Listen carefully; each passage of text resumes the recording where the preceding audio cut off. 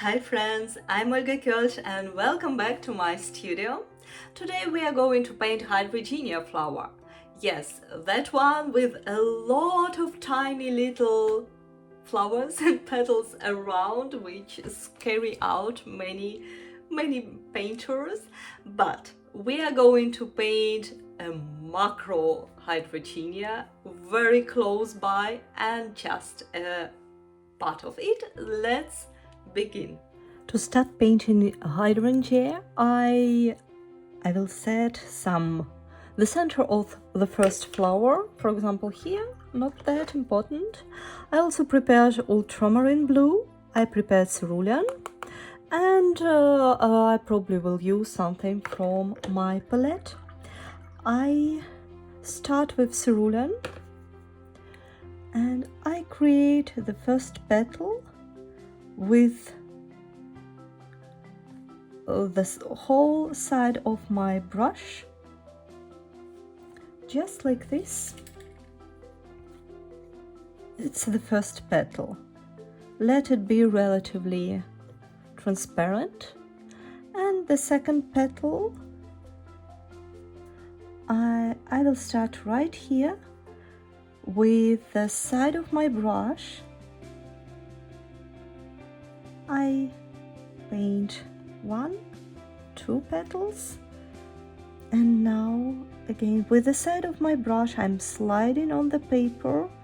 I make some curve and I finalize everything at one point. And for contrasts I add some bold cerulean color to the middle, sometimes to the edge.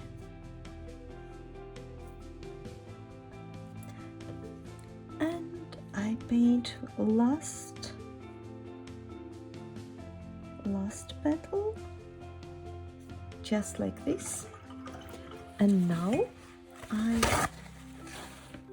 take a paper towel, I wash my brush, I dry my brush with paper towel, and I go along the little vines of the petal, remove some color to make the volume.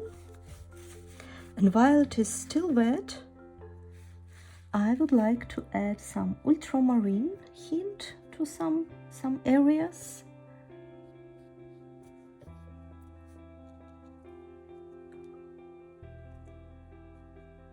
Oops, that was not ultramarine, that was something wrong, but that's okay. It will make some nice contrast. I just distribute very nicely. See, no harm was done. But anyway, I want to be back with my ultramarine, with blue ultramarine, and with relatively dry brush I paint these small little vines on each and every petal of my hydrangea.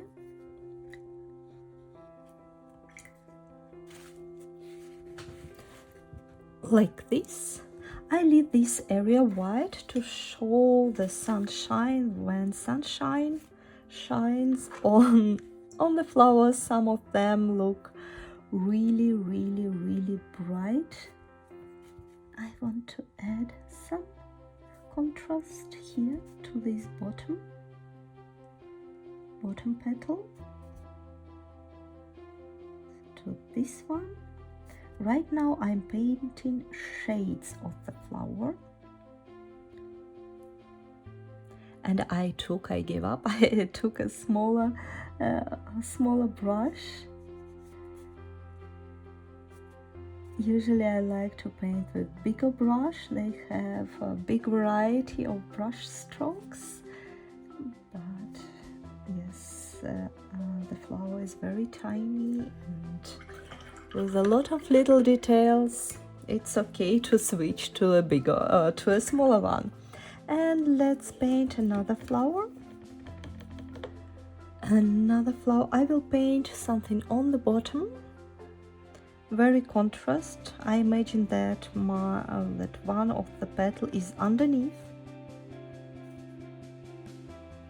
The second petal is just like this. This one might make some curves, but they all comes to this central point of the flower.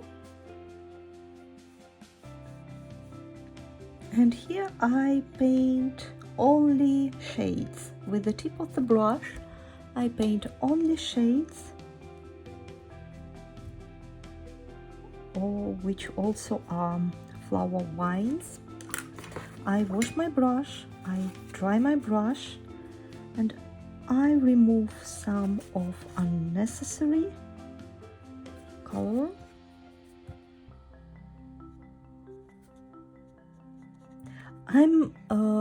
For a purpose, I'm not touching the middle area. We will be back here later. I take my thinner brush and ultramarine blue, and add some crispiness and colors.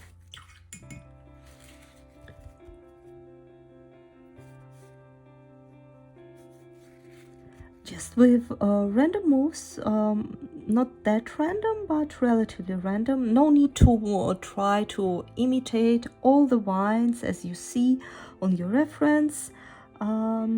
Just few of them. You need to just to show the idea of the flower, and some moves around. Try to be artistic, try just to show the impression, and some details which are necessary. For example, hydrangea, the petals, they have relatively certain vines, crispy edges, and big variety of colors. So next flower, I will make it here, and it look a little bit aside. Cerulean blue. I imagine that the central will be here.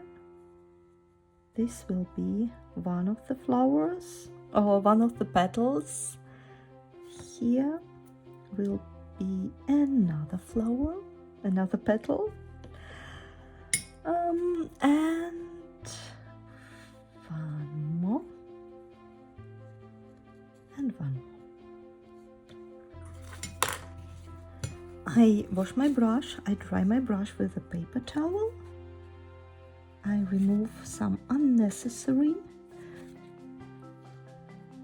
colors, and that also helps me to create the volume and structure.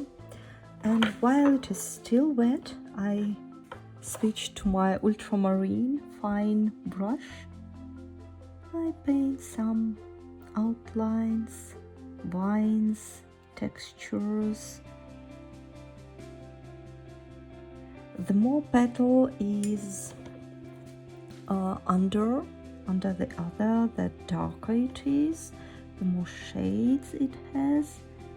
So do not hesitate to add contrast, just like this. And you could clean your brush and have very dry and very clean brush, and just drag out the color, and that's how create these nice vines, just like this, just like this.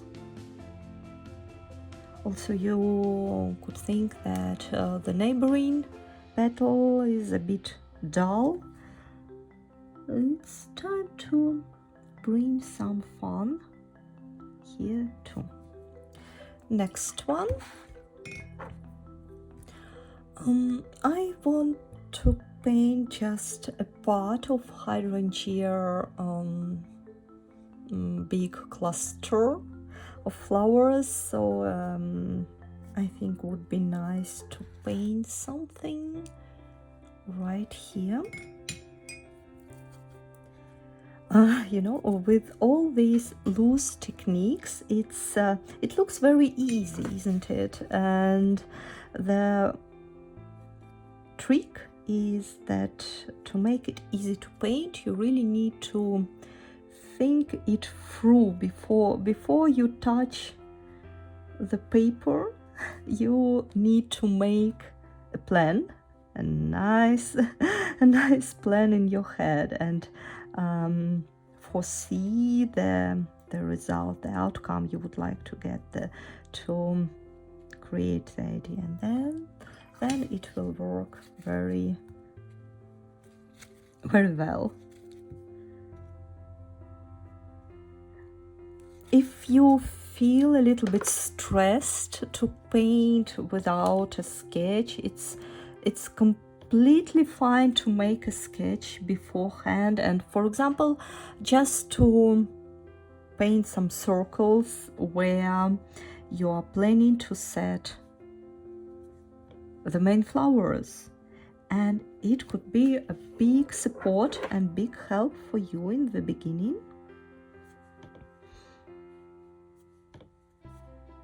And of course, reduce stress, and we really do not need stress when we are painting, because we are painting for fun, for pleasure, and what else? Who is painting for? To create something beautiful. Just like this. I would like to clean a little bit this area with dry brush, and with the tip of the brush I will add some crispy lines around here. It would be really nice to add more flowers around. I hope you got the idea, and I will paint a little bit quicker. Also, it's this is our focal point.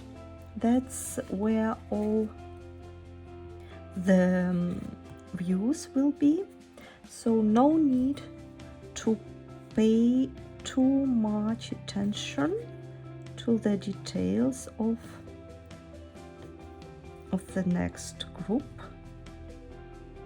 of the next cluster, and it will be similar, like taking pictures with these blur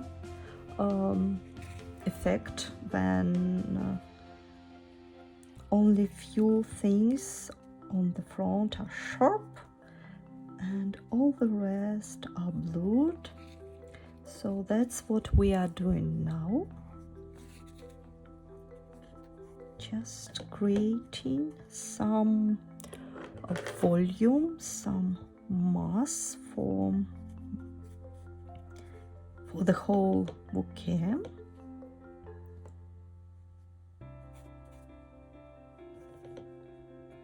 You see, I'm not going into details, but I'm playing around with shades of petals.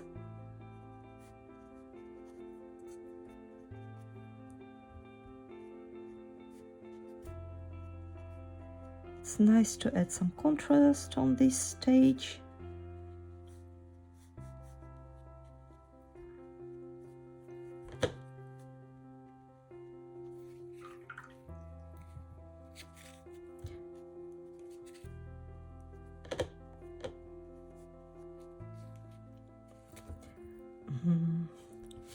For example, I think few.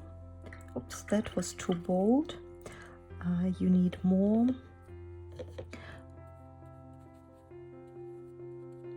watered color. And top petals, they look on the top, so we see only the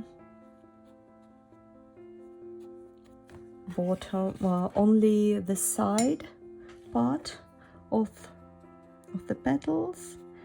And here on the top flowers, they are close to the sun, they have most of the sunshine, that's why they are much lighter than, for example, flowers on the bottom. That's also nice to keep in mind, even when you paint in very loose, very free techniques. Still there are some ideas, some rules which good to follow.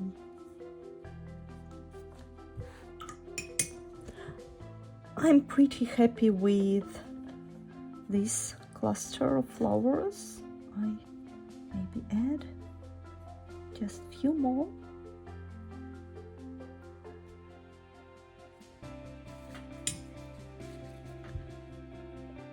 And it's more like painting some random brush strokes, which should be very relaxing, very pleasant. And now I take ultramarine blue, very bold, and I would like to add some contrast in between the petals. Now it's more like painting mosaic. It would be a good idea actually to switch back to my tiny little brush, and I recommend you to do it, but for me I'm in the process. It's difficult for me to stop, so I'm struggling a bit. Don't repeat after me that. Also, for some variety, you could add to ultramarine blue, you could add some quinacridone rose to get more violet.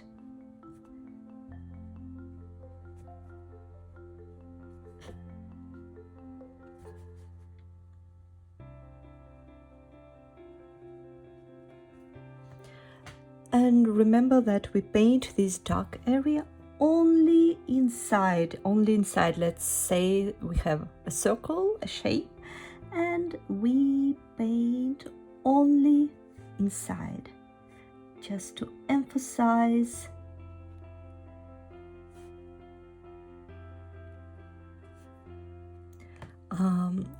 to lift up these petals.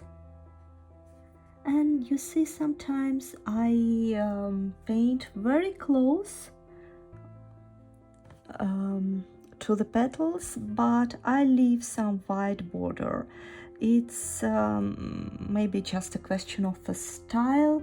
You could try different things. For example, you could just very carefully cover all the area, or you could leave some white areas around, and it just brings some different feelings.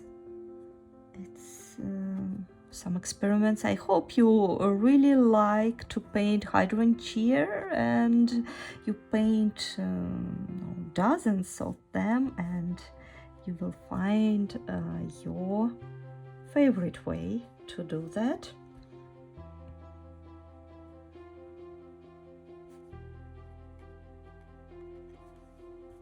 We are almost there. Right now I finally switched to my tiny little brush, and I would like to add nice little middles.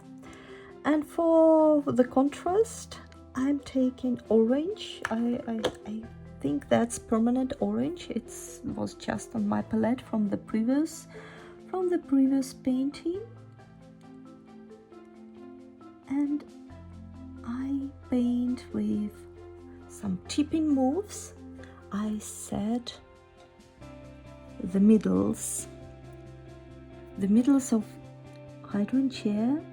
It has some spot, some bulb, and some small stamens around. And you see these tiny little orange areas. They makes the whole picture be really bright, artistic, and fun and beautiful, and it gets its depth. That's because we use the opposite contrast colors. And this is very, very, very important.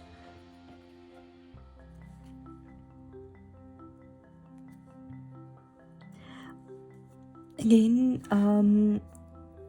it's nice to add some middles also to these side areas, but it's also important to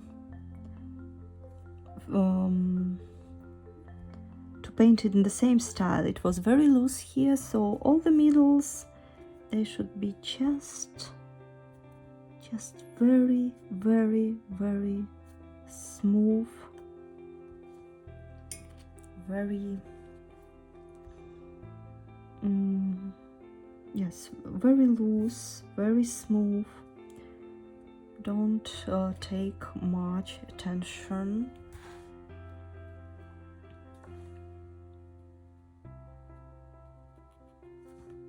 And I think we painted a very nice hydrangea bouquet. That's it for today. Thank you so much for watching. I hope you got an idea how to paint a beautiful macro hydrangea flower. I'm looking forward to see your results on Instagram. Tag me, olga.koelsch. Subscribe my channel and see you next time. Bye bye.